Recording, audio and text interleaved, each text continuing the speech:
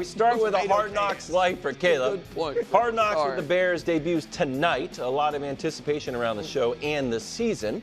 Some people right here on this very set have been flirting with picking the Bears to go to the Super Bowl, saying things like, and this is a real quote, they bought that take a drink from across the bar and asked how long it was in town. Yeah. Also, you said you spent the weekend with the take. That's the first things first doorbell, unfortunately. Doorbell? Really?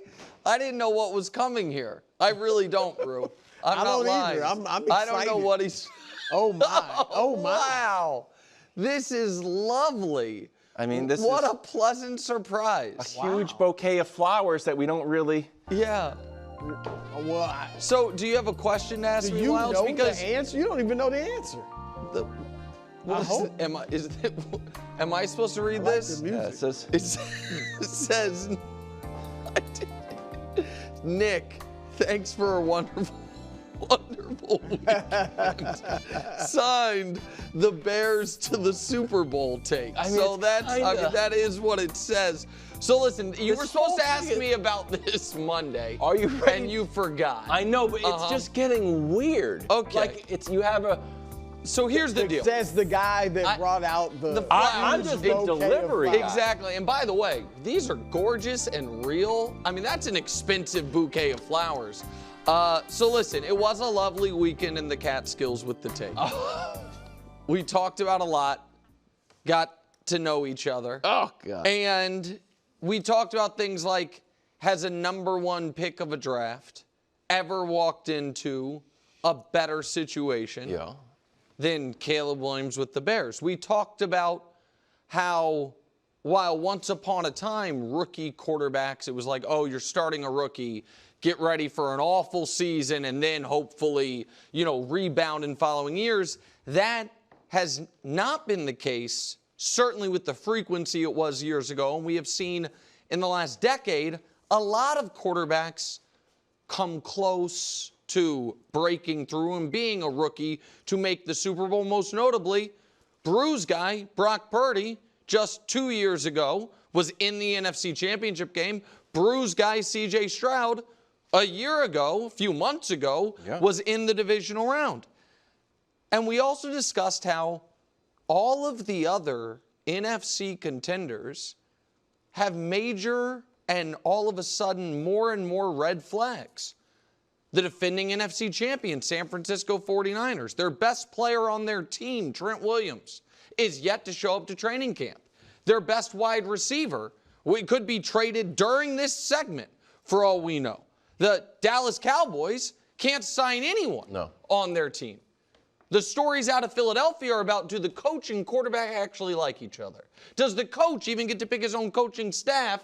And there is still this fog of a supernatural funk hanging over the franchise, even though Brew is dismissing it. The Rams' best player retired. The Lions' kicker, unfortunately, got injured. And now we found out yesterday, Emmanuel Mosley got injured. So all of those things were reasons the Bears to the Super Bowl take just started looking more and more attractive. And then there is this, and which is why I feel the need, even though it is not predictions week, to make this declaration today. Because after tonight, there's going to be so many more suitors. Because after tonight, when the world gets to see Caleb Williams on Hard Knocks, when the only negative press he's gotten in months is he chastises his teammates about how clean the locker room is or isn't, I know what's going to happen by this time tomorrow. Everyone's going to be wanting to flirt with the Bears to the Super Bowl take. So I, like any wise man would, need to, metaphorically put a ring on the take to make sure everyone knows. Everyone knows where I stand and where we stand. Officially going. So I am here to say, after a long courtship, a few lovely dates, and a really transcendent weekend, I'm ready to move from the flirtation stage to the commitment stage. And I am picking the Chicago Bears and Caleb Williams to win the NFC and to be a rookie quarterback representative in the Super Bowl. Wow. This burned hot and heavy. Yeah. Since that night at the hotel bar. I mean, you know, it's so funny. I wasn't even thinking about going to the bar that night. And I just had something told me I needed to. That's what happens, these meet events. Exactly right. Oh, my gosh, Brew. Brew? A whirlwind romance. That's correct. And like many whirlwind romances, dare I say most, it's not going to end well, all right? They are not. In OT, going to the Super Bowl. Okay. I'm sorry, and here's the thing. And I hate to break it to the Bears. They should already know this, but maybe they don't. Okay. Nick's married. All right? And here's the thing. Nick doesn't care about the Bears. What do you They're mean? second fiddle. That's true. The Chiefs, it's all about the Chiefs. I said go to the NFC. You dabble every single year. You flirt with somebody that you could take them or leave them. Last year was the Cowboys. Did you really care about the Cowboys? When they fell flat on their face against Green Bay, you didn't care one iota. But I thought they were going to win the conference. Because your real love is the Chiefs. So the year before that, you picked the freaking Niners. The Niners. With Trey Lance. Yeah. Trey Lance. Anybody heard anything from Trey Lance? Is he even throwing passes? Has he even beat out Cooper? They made the NFC title game. That was a good pick. I mean, so here's he'll pick anybody to go get smashed by his real love, the Chiefs. What do you want him to do? Yeah, do you want me to not? I'm just telling the Bears. Better yet, Bears fans. Don't get all excited. All right? Don't think, Nick's always right about the Chiefs. Yeah, I mean, come on. It's easy for him to pick the Chiefs. This is Brew that's really committed to it's easy for Nick to pick the Chiefs because he's from there. He's just going to pick his hometown team. It does seem like a coincidence. Right. But Brew, all right, whether or not you question my deep founding commitment and love to the Chicago Bears. You're a two-timer. That's fine. I what get you the are. Point. But on its merits, as far as their ability to make the Super Bowl, can I present you with something? May I? Sure. So Joe Burrow, in his first full season, made the Super Bowl. Dan Marino. Was he a rookie? No, I understand. I'm going to get to that. Dan Marino, in his first full season, it was his second year in the league, but first full season, how many made the Super Bowl. Year? How many games did he play? I thought they were 9-2. I think his rookie year when he played. So 11. I think that's all. I could be wrong, but his first full season. Patrick Mahomes, in his first full season, was in overtime of the AFC Championship game. None of those guys started as rookies. Guys that did start as rookies: Big Ben in the AFC title game. Russell Wilson. With a lead in round 2 of the playoffs, the Falcons hit a field goal. Your guy CJ last year was in round 2. Dak was in round 2. Luck and RG3 both made the playoffs and were excellent throughout the year. Purdy made it not his first full season, but as a rookie, NFC Championship game, and in his first full season, made the Super Bowl. Mark Sanchez, Joe Flacco, and Sean King. I was about to say, all made conference championship games as rookies. In my opinion, more similar to Caleb's situation as far as the quality of team they were taking over, but Caleb's a better player. At some point, a rookie's going to do it. In the weaker of the two conferences with no overwhelming power, I guess some think San Francisco is. I think we'll see if they keep Aiyuk a tough offseason. This, to me, seems like if it's going to happen, it would look a lot like this. A blue chip prospect who was a consensus number 1, who's going to a team that on its own merits didn't have anything close to the number 1 overall pick, but had it via trade, spent money, all those things. Like, if it were going to happen, this is what it would look like. That's a fair take. But it's not going to happen. All right, I just don't think Caleb Williams and the Chicago Bears are going to do something that, as you admit, no one in the history of professional tackle football has ever done, which is a rookie lead a team to a Super Bowl. Beyond that, the history, they're in the toughest division in the NFC. And that's just looking at Green Bay and Detroit. I agree with that. Which Minnesota, our colleague Colin Cowherd's a little bit high on the Vikings. Well, I'm not that high on the Vikings. He's a Sam Darnold guy. Yeah, so. and I'm not that high on the Vikings, but I'm just saying they'll be competitive. Yeah. So they got a tough road to hoe. Well, I actually do think they'll be competitive. I don't think they'll make the playoffs. I think they're the worst team in that division. I think it's either them or the Bears. Because I see no reason to think Green Bay's taking a step backwards unless that 8-9 week stretch by Jordan Love was just a complete mirage. The receivers should be better. The defense should be better. Like, obviously, they have a good coach. Detroit, the kicker, I mean, they got to find – I get kickers are important, but not as important to them as most teams because they like to go for two. Yep. And Dan Campbell, I don't think he's going to let up on that team and let them get complacent. Obviously, you got San Francisco. Trent Williams will be back. They know how important Trent Williams is. Aiyuk could be gone, and we'll get into that.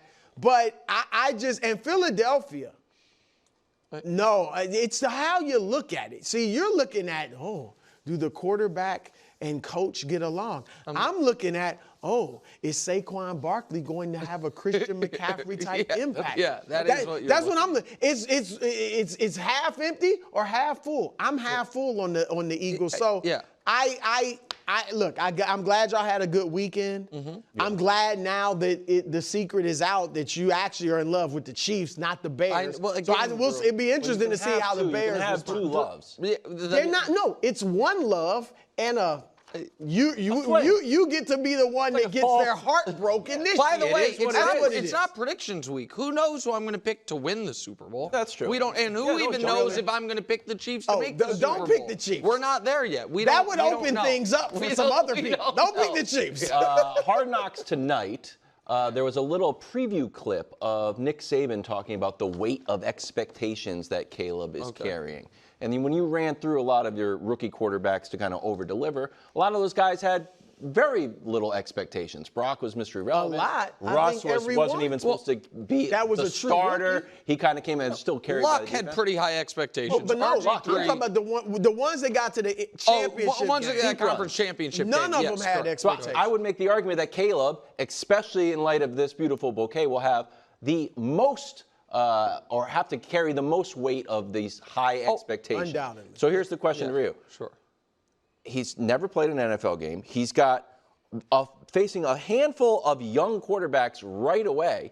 Yeah. Where all of a sudden, if it gets to be week, 6 before the bye, and he's lost a few of these, Will Levis, week 1. You could lose that game to Titans. C.J. Stroud, you lose that Titans had a good Anthony Richardson, who you were previously heavily flirting with. By the way, I like Anthony Richardson. 40-some-odd passes. Can I respond to what you're... Go ahead. I mean, all right, listen. Yes, if the Bears lose their home game to the Titans, that's probably their, just glancing at it, by point spread, I would guess, Vegas says it's their second easiest game on the schedule. That would be a problem. I agree. Yeah, okay. But I don't look at it as the pressure based on he's facing other young quarterbacks. I look at it based on, is he facing great defenses? I don't want to, and I buy that. Just let me make this pressure thing, and I think this has been overdone. But it's also like, let's not pretend that it didn't happen. When he loses big games at USC, he didn't necessarily handle those perfectly. If he's in the crowd, kind of like having a emotional moment, it showed like, you know what? I don't know if resilience in the face of high expectations are there. And if he loses a handful of games back to back to back, what's going on? We were supposed to go to the Super Bowl, and now we're losing to Bryce Young? And Bryce Young's guess what? I already went through this, and now I'm on the second go-around. Okay, so two things. One is, I understand, that I do have some level of impact in sports media. I don't think it's going to all of a sudden be after tonight. There's going to be I think more, but now I've locked them down. I think there will be fewer because they'll understand. Got you. So I don't think it's all of a sudden going to be a wildly trendy pick. That's first of all. Second of all, we can show the schedule one more time before we move on. What you're saying is true. I just don't think it's going to happen. Obviously, Wildes, if in the first 5 weeks of the season, the Bears have lost at home to the Titans and at home to the Panthers, they're not going to the Super Bowl. I agree with that take. I think that's what you just said was already week 5 out of here. Yeah, if you lose, but they do need a good start because obviously it gets so much. But I think, and I think, Drew, I think you might agree with me on both these points. One is psychologically, losses in college football are harder to deal with than losses in pro football if you think your team has a chance to be a national champion, because it feels like, once you lose the second game, your season's over. Sure. And also, I love the fact that it's a backloaded schedule because it lets you get your feet wet. Because I do think it's important he gets off to a good start. I do think after a bad end to his college football career from a wins-losses perspective, losing 5 out of 7 or whatever they did down the stretch, that that having the Panthers and the Titans in those games early is good to almost guarantee a good start to the season. But yeah, Wildes, if they lose at home to Will Levis and Bryce Young, I don't think all of a sudden then they rally and make the Super Bowl. I just don't think they're going to lose those games. I'm going to say, since this has some inklings of a summer fling, by the bye, you can have a new Super Bowl. No, I would never do that. Well, you just said it. You said it. I understand, but they're not going to. They're not going to. I'm just saying, if it happens. Okay, thanks, buddy. Weirder things have happened. People are going out on dates with takes and taking them to the Catskill. All right. The other big news in the NFL, Aiyuk on the move. The 49ers are now willing to listen to offers for the dynamic wide receiver who requested a trade weeks ago. Weeks ago, they said no way, and now all of a sudden, their tenor has changed. Aiyuk has yet to practice, but when he was on the field, he led the 49ers in receiving yards. Brew, would the 49ers regret trading Brandon Aiyuk? Well, it depends on what the trade is. And there are reports out there that if they trade him to Cleveland, they get Amari Cooper and, a draft pick or two or whatever for him. I got to be honest, and I like Aiyuk. Aiyuk is a great receiver. He's been their best receiver the last 2 years, I'm at least shocked statistically. If they get Amari Cooper for Brandon Aiyuk, I don't think Cooper's better than Aiyuk. All right, that's what I was going to But I think he's close enough. Ooh. Look at the numbers. And this is with Aiyuk had Brock Purdy, one of the most efficient quarterbacks in the league last year, throwing to him. Great numbers. Amari Cooper had 5 different quarterbacks throwing to him, the best of whom was Joe Flacco, who's how old? 39, whatever he is. I mean, Cooper can definitely give you similar production to Aiyuk. Debo is obviously always just kind of an injury concern, but I think Debo can step up. His numbers have probably went down a little because of Ayuk's emergence. Yeah. You still have Kittle. You still got McCaffrey. Jawan Jennings, looked great in the Super Bowl, and I think is a really good third receiver. And he's a rookie. I'm not going to, put the weight of the world on him, but Ricky Pearsall has looked good. He's a 4.4 guy in the 40. He's looked good in practice. He can definitely be a 4th receiver, and I think he can actually emerge and be better than that. We've seen rookies step in and play well. So if this is the trade, if you get a legitimate receiver like Cooper or that equivalent for Aiyuk plus draft picks, I love it because, as you know, but that's what. Why would they trade and not get an Amari Cooper that type? Well, that's because that's the only team they're talking to that has an Amari Cooper is the Browns. Well, if they shouldn't trade him anywhere else. If they don't, listen, he's gonna play. So I just want to make. I'm not trying to be difficult here. So are you saying that they would regret it? If they trade him, if that's the trade, if that's the trade, no. But if it's Kindred Bourne and a draft pick, or if it's to the Steelers, they've been there, done that, which would just be draft picks, right? So they would have to. I would look. I would not write them off. We haven't made our picks for the NFC. I'm not saying they wouldn't be my pick. If you don't get a player then in it's return, a downgrade. I mean, Aiyuk is a legitimately very good receiver. Yeah. So you would miss him. But it still wouldn't lead me to say, they're done. They can't make the Super Bowl. Okay, so I think I agree with I don't think this would eliminate them. I also think there is a small silver lining to trading Brandon Aiyuk, even if you don't get Amari Cooper, which is the information you would get before you have to make a franchise-defining decision on Brock Purdy. Now, which is last year, the Niners Avengers were shockingly healthy, and we can show it to you. They were there. None of them missed more than 2 games. Debo missed those 2. McCaffrey hasn't missed a game since he's been there. We were throwing out week 18 when they had clinched. Right. Kittle was incredibly healthy. Aiyuk just missed the 1 game. So we haven't seen Brock ever without McCaffrey. I don't think we're going to need to. He's locked up long term. And we haven't seen him much since he's emerged without those 2 guys. And I do think that even if they keep Brandon Aiyuk this year, they know he's not going to be on the team a year from now.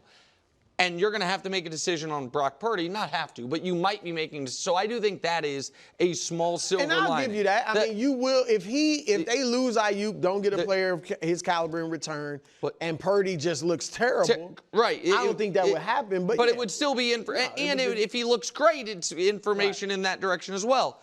It is just terrible timing. When the Chiefs traded Tyreek Hill, first of all, I was devastated in the moment, but I had kind of 2 silver linings. One was they had, at least they had already won a Super Bowl, so you felt like there wasn't a total missed opportunity with him. But also, it was before the draft. So the whatever you got back from him was going to end up being players on your team that year. Trading Aiyuk right now, and again, with any trade other than the Browns trade, you're just getting back draft picks and Kendrick Bourne level players, which no disrespect to your team, but he's not a difference maker. And by the way, I don't think Amari Cooper, the numbers are compelling, is nearly as good as Brandon Aiyuk. But I do think he would be. I would take Aiyuk, but yeah. I mean, he's been excellent. Your point about him being quarterback almost impervious last year is a good one. I think that the Niners have made a significant misstep in how they have handled this. Going from, if you were willing to trade him, there was a market before the draft, you didn't do it. If he's a first-round pick of yours that has only been on the upward trajectory, if you weren't willing to pay him market value, and it's not $35 million for Aiyuk, it's $30 to $32 million is what he's looking for. Now, people can say that's too much, but the Niners can't be out here offering him Devontae Smith money when Devontae Smith is his team's number 2 and 2 years from free agency, and Ayuk's on his 5th-year option. It's just not going to work. And so if you needed to realize where you were with him earlier, or truly hold the line and stick with your "we're not trading him" line instead of. Why? Let's say they don't trade him. Well, he's gonna play. He wants his money, and he wants to be a free agent next year. Right. If he doesn't get paid. At this point, I think they're trading him. The fact that they are letting him go out there and seek out trades, the fact that they have already worked out, okay, we would accept this type of trade from this team, but now you have to work out the compensation. Once the train is that far out of the station, I think the player's gone.